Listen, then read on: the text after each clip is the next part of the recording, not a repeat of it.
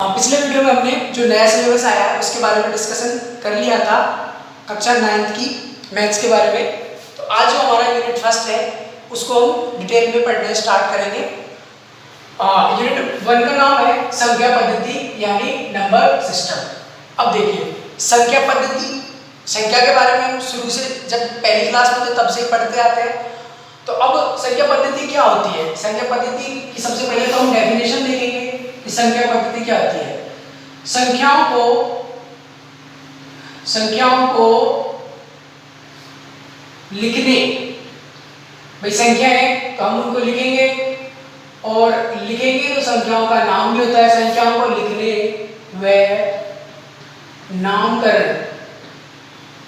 नामकरण के नियमों को क्या कहते हैं? हम संख्या पद्धति कहते हैं। वो संख्या पद्धति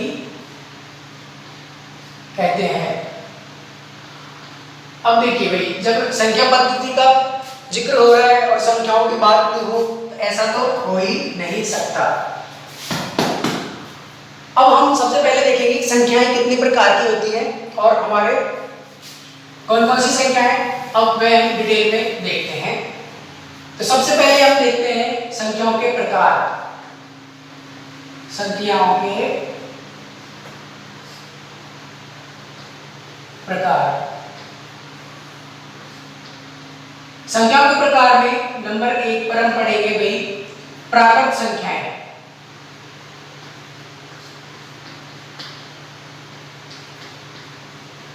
यानी अंग्रेजी में इनको बोलेंगे हम नेचुरल नंबर।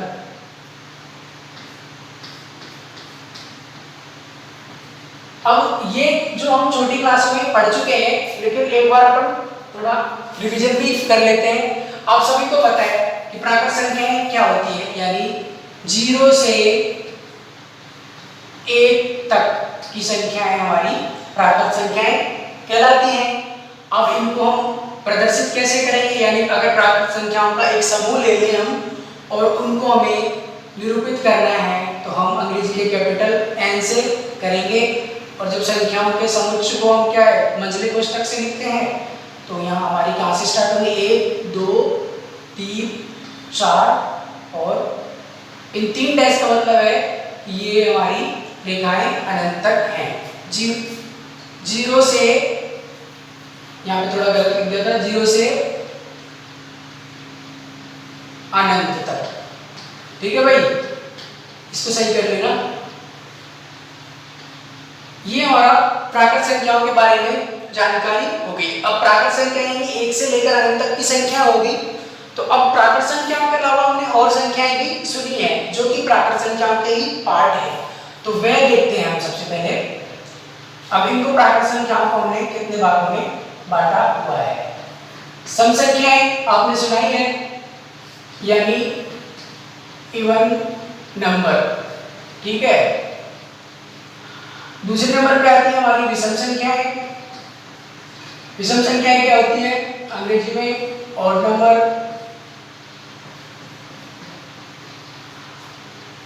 तीसरे नंबर पे देखते हैं हम अभाज्य संख्याएं। अभाज्य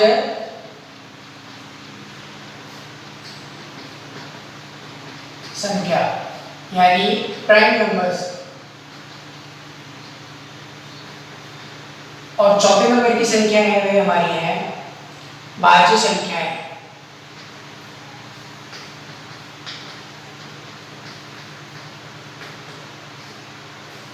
कंपोजिट नंबर।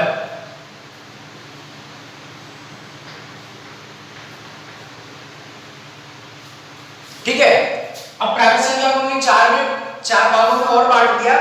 तो सम संख्याएं आप सभी को पता है कि 2 से विभाजित होने वाली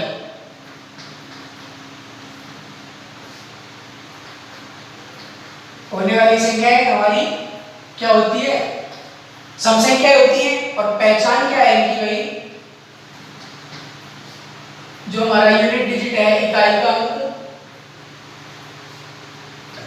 इकाई अंक क्या होता है? 0 2 4 6 8 होना चाहिए। तो वह हमारी क्या हो जाएगी भाई, सम संख्या हो जाएगी। अब विषम संख्या देख लेते हैं। विषम संख्या क्या होती है? जिन संख्याओं में 2 का पूरा पूरा भाग नहीं जाता वह संख्या विषम संख्या कहलाएंगी।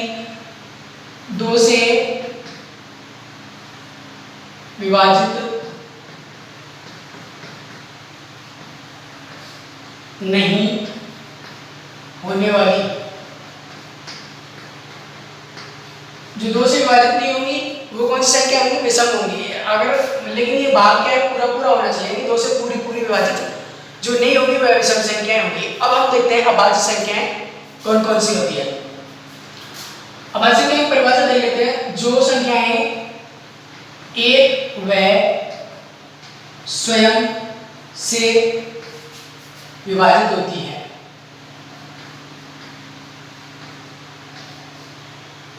यानी जो संख्याएं जिनमें एक का और एक खुद का कहीं भाग जाएगा वे संख्या हमारी अभाज्य संख्याएं कहलाएंगी।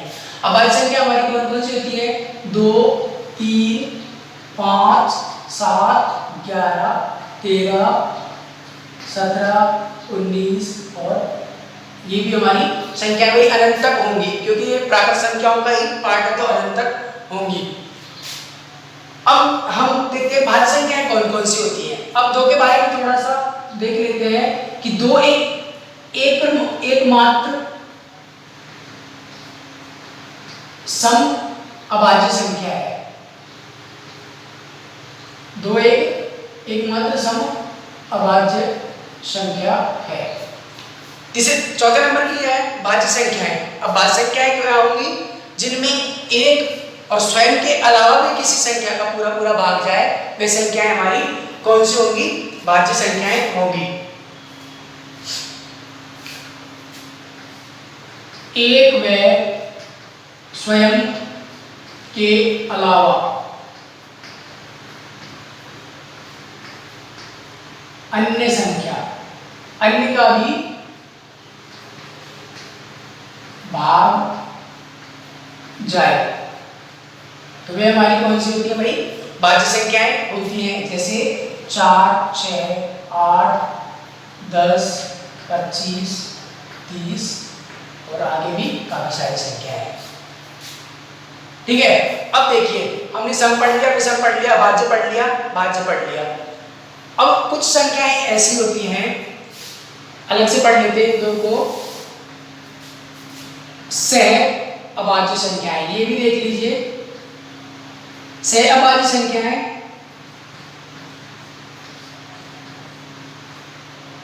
यानी को प्राइम नंबर्स। अब ये को प्राइम नंबर्स हमारे क्या होते हैं? यानी कुछ संख्याएं, 2 या 2 से अधिक ऐसी संख्याएं हैं, जैसे मान लीजिए मैंने 4 ले लिया और 9 ले लिया। इन दोनों संख्याओं में अगर कोई भी गुणनखंड उभयनिष्ठ नहीं हो, यानी 4 को हम कैसे लिखते हैं? 2 गुणा 2, और 9 को मैं कैसे लिखता हूँ? 3 गुणा 3। तो इनमें कुछ भी उभयनिष्ठ दिख रहा है? नहीं दिख रहा। तो ऐसी संख्याएं जिनमें, ऐसी 2 या 2 से अधिक संख्याएं जिनमें कोई भी गुणनखंड उभयनिष्ठ नहीं हो, या फिर जिनमें एक भी संख्या, एक समान संख्या का भाग नहीं जाए, यानी 2 का अगर मैं भाग दूंगा 4 में जा रहा है लेकिन 9 में नहीं जा रहा, तो ऐसी संख्याओं को हम क्या बोलते हैं? सह अभाज्य संख्याएं बोलते हैं। जैसे यहाँ पे 6 ले लिया मैंने, यहाँ पे 13 ले लिया और 19 ले लिया। अब इनमें एक तो सब में कॉमन है, लेकिन एक को तो हम गिनेंगे नहीं, तो ऐसी संख्या हमारी सह अभाज्य संख्याएं हो जाएंगी। ठीक है, अब प्राकृत संख्याएं हो गई हमारी, प्राकृत संख्याओं के प्रकार हो गए। अगली संख्या है हमारी, उस पर चलते हैं हम, पूर्ण संख्या। पूर्ण संख्या, प्राकृत संख्याओं के बाद पूर्ण संख्या की हमें क्या जरूरत पड़ी और ये कहां से आई, उसके बारे में हम डिटेल में देखते हैं। इनको वही अंग्रेजी में होल नंबर्स हम बोलते हैं। थोड़ी जगह कम है। अब देखिए पूर्ण संख्याएं, सबसे पहले परिभाषा देखते हैं क्या होती है पूर्ण संख्याएं। पूर्ण संख्याओं की परिभाषा देखेंगे कि 0 से अनंत तक 0 से अनंत तक। और इनको हम डिनोट कैसे करेंगे भाई, अंग्रेजी वर्णमाला के बड़े अक्षर से W से, और 0 1 2 3 4 और अनंत तक। इस बार क्या हुआ, प्राकृत संख्याओं में हमने क्या किया है, 0 शामिल कर लिया। तो एक परिभाषा क्या हो सकती है, अगर प्राकृत संख्याओं में 0 को शामिल कर लिया जाए तो हमारी कौन सी संख्या होंगी भाई, वो पूर्ण संख्याएं होंगी। अब देखिए ये 0 कहां से आया और पूर्ण संख्या की जरूरत क्या होगी, तो उसको आप अलग से नोट कर लेना। एक समीकरण लेता हूं मैं, x + 7 = 7। इसको मैं सॉल्व करता हूं। तो सॉल्व कैसे करूंगा, 7 इधर है, 7 को 75 करके ले गया तो हमारा, अब यहाँ पे 7 में से 7 जाएगा तो क्या बचा, तो ये बड़ी समस्या हो गई थी। तो अब ये हमारा यहाँ से 0 आया, ठीक है, माइक थोड़ा ये ऐसे हमारा 0 आया। अब 0 आया तो ये 0 कौन लाया, इसके बारे में भी थोड़ा देख लेते हैं। कहने को तो 0 का आविष्कारक हमारे भारतीय वैज्ञानिक हैं, जो गणितज्ञ भी हैं, जिनका नाम है आर्यभट्ट। 5वीं शताब्दी में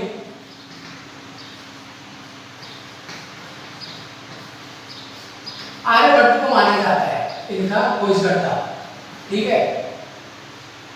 अब लेकिन ये है कि कोई भी नई चीज खोजेगा तो उसके सब मालिक बन जाते हैं। आर्यभट्ट साहब ने 0 की खोज कर दी तो अमेरिका वाले बोले कि नहीं, आर्यभट्ट ने नहीं किया, हमने किया है। और भारतीयों में भी कभी कभार ब्रह्मगुप्त को भी इसका खोजकर्ता माना जाता है। तो ये क्या है, आज तक रहस्य है कि 0 की खोज किसने की है। तो इसके बारे में चलो अगर अपन थोड़ा पीछे चलते हैं कि भाई रामायण महाभारत के टाइम पे चलते हैं, तो उस टाइम पे भी रावण के 10 सिर थे, तो वह कैसे गिने गए अगर 0 ही नहीं है। और फिर भाई कौरव भी 100 थे, तो आपने देखा ही है कि हर पुराने ग्रंथों में सब में 100 का जिक्र होता है। और जो हमारी जो भारतीय संस्कृति में संख्याएं ली जाती है हिंदी वाली, उनमें भी 0 का जिक्र है। तो कहीं ना कहीं ले दे के किसी ने भी किया हो, लेकिन किसी भारतीय ने ही 0 का आविष्कार किया है, ये तो सत्य है। तो ये हमारी 0 की कहानी होगी, पूर्ण संख्याएं हो गई। अब हम चलेंगे अगली संख्याओं पर चलते हैं। पूर्ण संख्या के बाद पूर्णांक संख्याएं। पूर्णांक संख्याएं हमारी कौन सी होती है, पूर्णांक संख्याएं देखिए, इनको हम इंटीजर्स बोलते हैं भाई अंग्रेजी में, इंटीजर नंबर आप पूरा नहीं लेना। अब इंटीजर्स की परिभाषा क्या होगी, अभी तक हमने देखा 0 से अनंत तक, फिर 0 से ये 1 से अनंत था, 1 से अनंत तक और 0 से अनंत तक।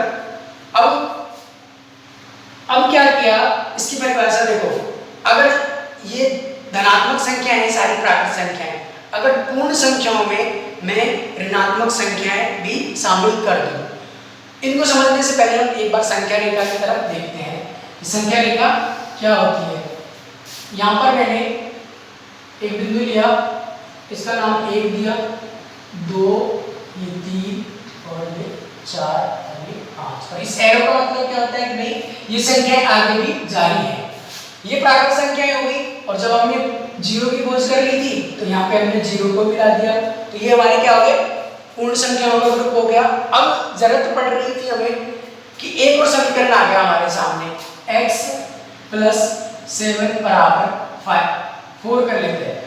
अब इस समीकरण को सरल करने के लिए हमें क्या जरूरत पड़ी भाई, x इधर रहा हमारा 4 - 7, तो यहाँ से क्या निकल के आया, x = -3। अब भाई ये माइनस की संख्याएं कहाँ से लाए, इन संख्याओं को क्या बोलेंगे, तो ये संख्याएं हमारी क्या थी भाई, पूर्ण संख्याएं थी।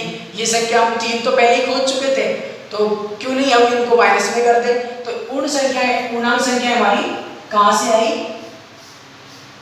अब इधर की साइड हम चलते गए, -1 -2 -3, और ये भी हमारे लिए अनंत तक होंगी। तो ऐसे हम प्राकृत संख्या, पूर्ण संख्या और पूर्णांकों को संख्या रेखा पर प्रदर्शित कर लेंगे। और इस प्रकार से हमारी अब पूर्णांक संख्या की परिभाषा देखते हैं। यदि पूर्ण संख्याओं में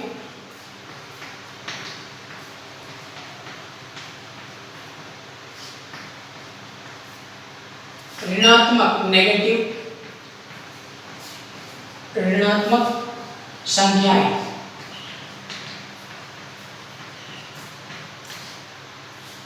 शामिल हो जाए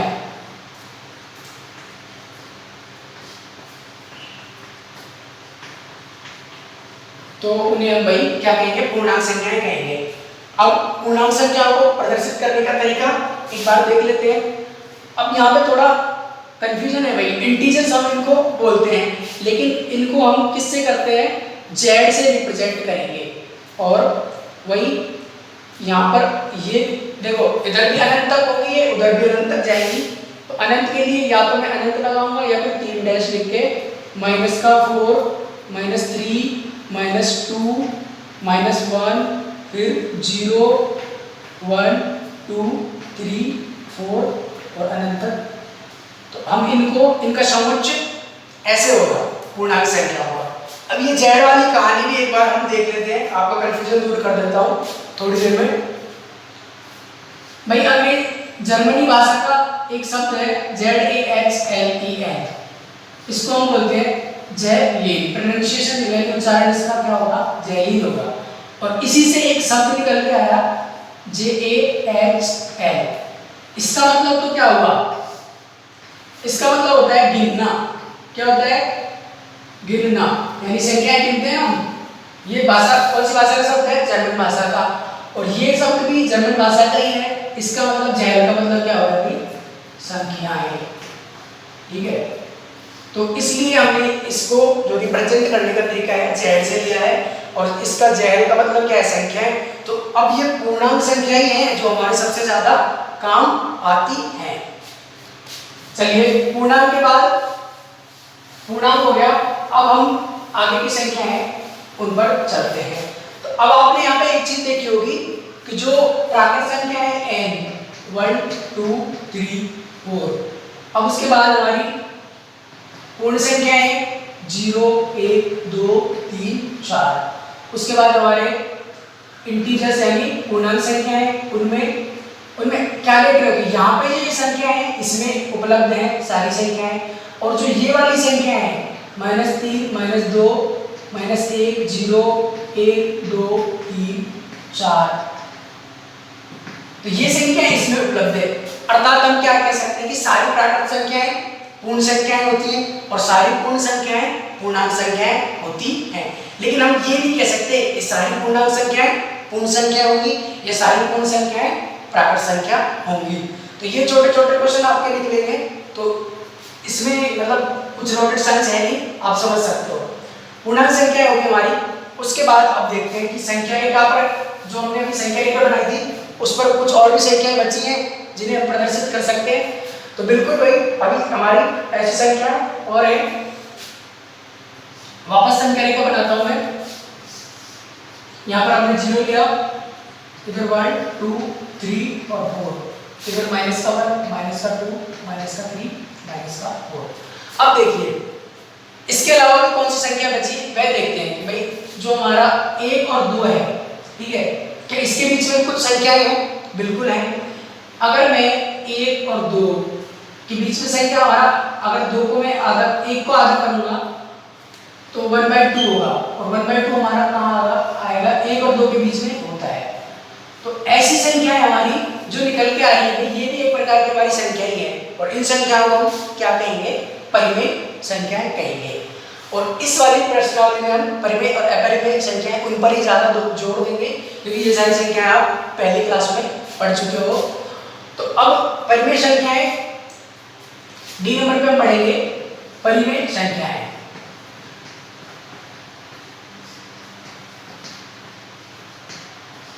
परिमेय संख्याओं क्या बोलते हैं भाई हम, रैशनल नंबर।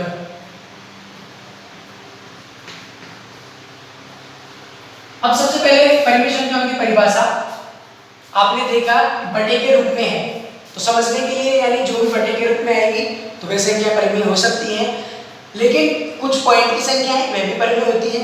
तो अब जो एकदम फिक्स परिभाषा है वह देखते हैं। वे संख्याएं जो P/Q के रूप में है, जहां P व Q क्या है हमारे पूर्णांक है। अब इस लाइन में देखो P अपन Q के रूप में होनी चाहिए और P व Q क्या है पूर्णांक। पूर्णांक के बारे में आपने अभी पढ़ाई है। पूर्णांक में मतलब हमारी प्लस माइनस की और जीरो यानी सारी संख्याएं आती है। लेकिन एक कंडीशन यहाँ पे इन्होंने ये दे दी कि जो ये अंश हर है हमारा ये Q है ना, ये हमारा जीरो के बराबर कभी नहीं होगा। बस परिमेय संख्याओं में सबसे बड़ी बात यही याद रखनी है। अब देखिए क्यों नहीं होना चाहिए हमारा जीरो के बराबर, उसके बारे में हम डिस्कशन करते हैं।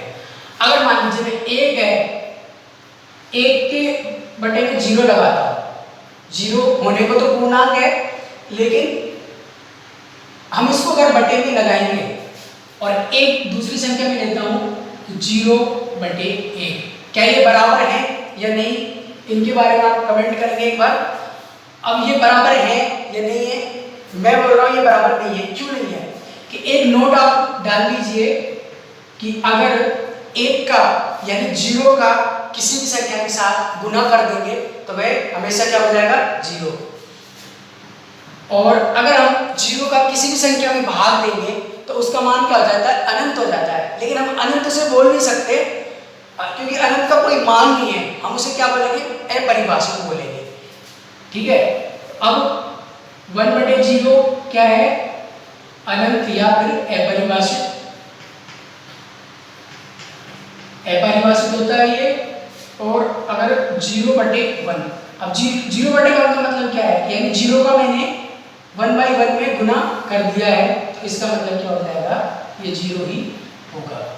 ठीक है, तो हमारी परिमेय संख्याएं कौन कौन सी हो जाएंगी अब 3/4, 5/6। अब देखिए अगर मान लो ये 5 है, ये भी हमारी क्या होगी परिमेय संख्या होगी। लेकिन कोई बोल रहा है कि कोई बच्चा बोल रहा है सर P/Q के रूप में तो है ही नहीं, तो हम बटे में 1 लगा देंगे। अभी हमने पढ़ा अगर किसी संख्या में 1 का भाग देते हैं तो उसमें 1 का भाग दो या गुना करो, कोई फर्क नहीं पड़ेगा।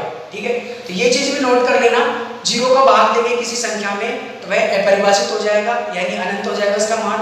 जीरो का गुणा करेंगे तो वह हमेशा जीरो ही हो जाएगी, और अगर किसी संख्या में 1 का भाग या गुणा करते हैं तो कोई फर्क नहीं पड़ता। ये 3 चीजें आप नोट कर लेना अलग से। तो ये हो गया ना P/Q के रूप में। तो ये हमारी संख्याएं कौन सी हैं परिमेय संख्याएं। अब इसके बाद देखते हैं कि परिमेय संख्याओं के बाद भी क्या कोई संख्याएं हमारी बची हैं संख्या रेखा पर। हाँ जी बिल्कुल बची हैं, तो उनके बारे में अब हम देखते हैं।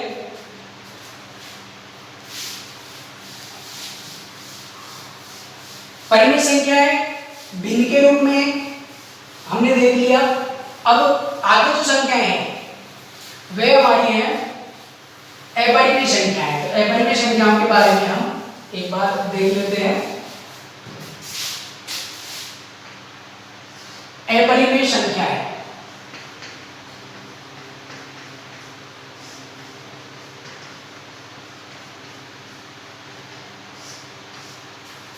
Irrational number. अब देखिए इनकी परिभाषा एकदम सीधी है कि अब तक हमने सारी संख्याएं पढ़ ली, तो जो संख्याएं पढ़ी हैं अगर वे नहीं है तो वे कौन सी संख्या होगी अपरिमेय। जो संख्याएं परिमेय, क्योंकि भाई परिमेय में सारी संख्याएं आ चुकी थी, पूर्ण संख्याएं, पूर्णांक संख्याएं, प्राकृत संख्याएं। जो संख्याएं परिमेय नहीं है वे कौन सी कहलाएंगी अपरिमेय संख्याएं कहलाएंगी। लिख लेना आप जरूर। तो अब देखिए अपरिमेय संख्याएं होती कौन कौन सी है, यानी हमने देखो 1, 2, √3, √6, √5, √15, 5 की घात 1/2, 5 की घात 1/3, पाई और 0.15 सॉरी 150, फिर 1500, फिर 15,000 और फिर यानी ये कुछ संख्या ऐसी होती है ना जो पॉइंट के बाद बढ़ती जाती है। तो इनके बारे में अब देखते हैं कि अपरिमेय संख्या कौन कौन सी है। तो जो संख्याएं परिमेय नहीं है, एक के बारे में हमने पढ़ा था परिमेय संख्या है, तो यहाँ से हम इसको हटा देंगे। 2 के बारे में हमने पढ़ा था, यानी परिमेय संख्याओं में कौन कौन सी थी, प्राकृत, पूर्ण, पूर्णांक संख्याएं हमारी थी, और भिन्न के रूप में जो भी संख्याएं थी वह भी हमारी कौन सी थी, परिमेय संख्याएं ही थी। तो √6 के बारे में अभी तक नहीं पढ़ा। तो √6, √3, √6, √5, और ये क्या होता है, 5 की घात 1/2 का मतलब भी यही होता है √5, क्योंकि हम और 5 की घात 1/3 का मतलब क्या होता है कि 3 का मतलब 5 का घनमूल। ये चीजें आप नोट कर लेना। तो ये संख्याएं जो अंडर रूट के रूप में हैं, और ऐसी संख्याएं जो मतलब कभी भी नहीं रुकती हैं, आगे बढ़ती जाती है। एक मैंने बोला था कि जो भिन्न संख्याएं होती हैं हमारी वह परिमेय संख्याएं होती हैं, लेकिन अगर पाई का मान मैं देखता हूँ, पाई है हमारा, उसको हम 22/7 भी बोलते हैं, और 3.14 भी हम बोलते हैं। लेकिन परिमेय ये पाई है हमारी परिमेय संख्या नहीं है। लेकिन परिभाषा देखिए भाई P/Q के रूप में है, फिर भी क्यों नहीं है, तो उसका रीजन ये है कि पाई का अगर जब हम 22/7 मान निकालते हैं तो ये 3.14, उसके बाद ये जो पॉइंट की वैल्यू है वह हमारी लाखों तक जाती है, इसका कोई फिक्स मान नहीं है। तो ये दशमलव प्रसार वाला टॉपिक अभी हम आगे पढ़ेंगे। अपरिमेय संख्या एक बार हम डिटेल में पढ़ेंगे। ये हमारी परिमेय और अपरिमेय की बस परिभाषा है।